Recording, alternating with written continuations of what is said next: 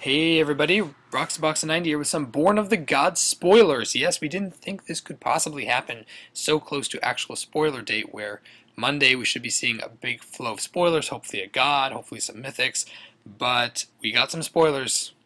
Let's check them out. Starting out with the Buy a Box promo, it's going to be called Nefarious Burn, and we found out about all these cards actually from Spain, or from the Spanish side of Magic, because they have these pre-release cards in this Buy a Box promo that were all shown in Spanish and translated by wonderful people, and so we have things to talk about. So Nefarious Burn is 1 and 3 red, 4 mana for an instant speed spell that deals 5 damage to a creature or planeswalker, and if it is your turn, you scry 2. So wow, this is a fantastic limited pull because it is incredible removal for a great cost that can be done on your turn for even better effect.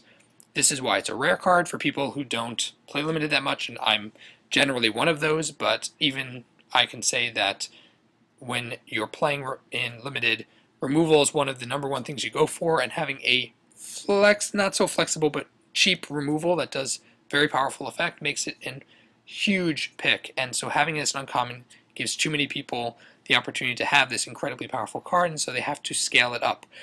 Whereas most people are like, in Constructed, is this card really that good? The answer is not so good, not crazy. But given that they're pushing between the Devotion and between the New Gods, which will be probably, they're going to be 2 colors, so the decks in Standard itself will probably shift more towards 1 and 2 colors, as they've been more and more doing. So this card could actually see some play even as a sideboard card. Red Deck wins, of course. This card I would think you'd probably see a 1 or 2 of in a main board, but otherwise I would think it would see some sideboard play just because it's 5 damage. It kills basically every planeswalker right off the bat. It's instant speed. It can be done on their turn.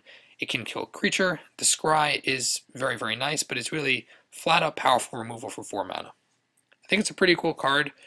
I think the reason to buy a box promo is because it's not going to see crazy play, but it's going to see some play, and this is kind of what we've seen with Sylvan Caryatid, which was the buy a box promo from Theros, which is that it sees a good amount of play, but it's not seeing absolutely insane play at this point, and it's nice that they're at least trying to make this card somewhat available given its rare status. So it's a pretty decent card, and in limited it should be a shoe-in if you can play these colors or play a color that runs red seriously. Next we have these are pre-release promos, we believe, because they have this little symbol, and the Spanish. This translation may not be 100% accurate, but it's pretty close. It's 6 for a 6/6 Hydra, Tribute 6, which is a new ability.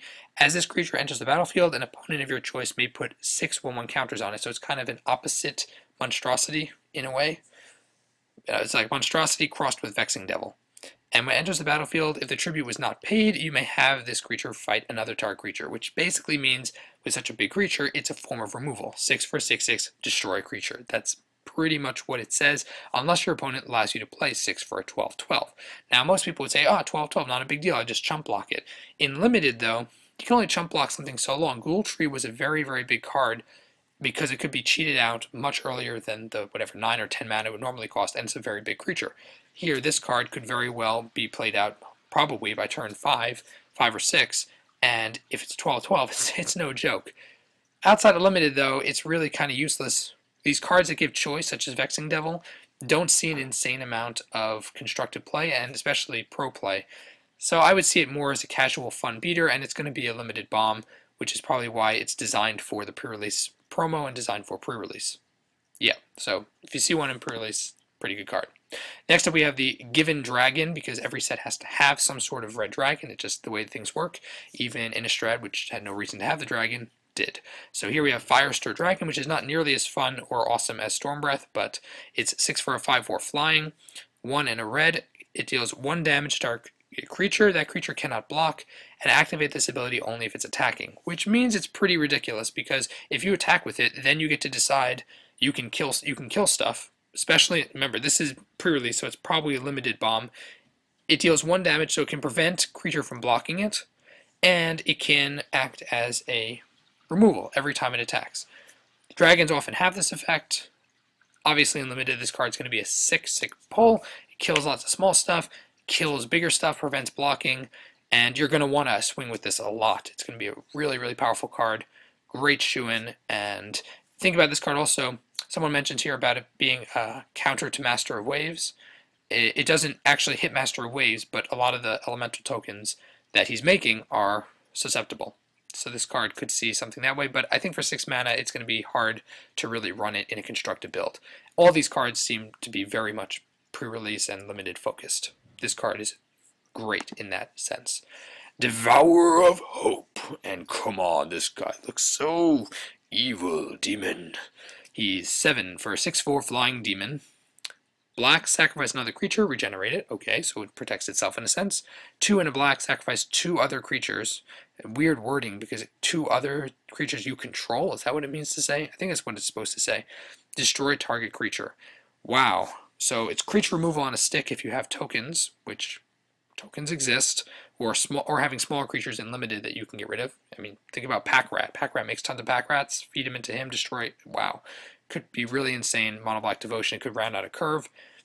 It may be a bit expensive for that, but wow, this is definitely so far one that could see potential constructed play, though it is a bit expensive for it, but you know, it could. And in other formats such as EDH, this card is a fantastic sack outlet. It lets you sacrifice tons of stuff for very good effects. Destroying a creature flat out for 3 mana, the sacrifice given for the right deck, a Grave Pack deck, or something that runs off sacrifice effects, this card could see and be a huge bomb in that. Other than that, it's a limited bomb, and it's probably not going to see a lot of constructed play, and of course it's not going to touch other formats. Either way, the flavor is awesome. Then we have the most broken one of them, supposedly, and a new ability, Mediator of Ideal, 6 for a 4/5 flying.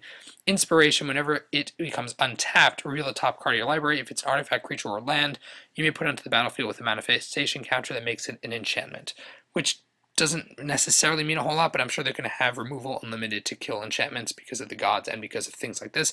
Inspiration, though, it's not going to be the exact wording for every card that has it, so keep that in mind. But here, this card is really ridiculous. It's kind of like Domri on steroids, which is why it costs 6 mana. But in limited, this card is absolutely unfair because it's a big bomb. You play it, has flying 4/5 for 6, which is great in and of itself. It's a good start. And then you swing with it, you untap with it, and you have this crazy ability that does it every single time.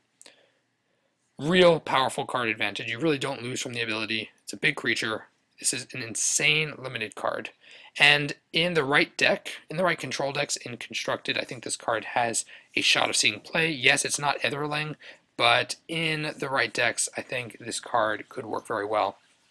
Especially if some sort of enchantment control deck becomes viable, given further into the set, where enchantments actually matter more, because it seems like they're pushing enchantments a little. This card could see a lot of play in that sense. So it's a very cool card, very broken. In limited, it's going to be a real contender in that way. Might see constructed play. Depends on the right deck. Last up, we have the most boring, horrifically terrible, attempted artwork. This art is just so bad, I don't know what to say. I really hope that the actual card in the set looks better, because this art is really sad. 7 for a 4/6 flying Archon. Whenever it attacks, you may return an enchantment from your graveyard to the battlefield. Of course, if you're pushing enchantments, this card is great because it can put gods back into play. The art is horrible. It costs 7 mana, which is, I think, a bit much, given it has no variant of haste, and it really has no protections or anything.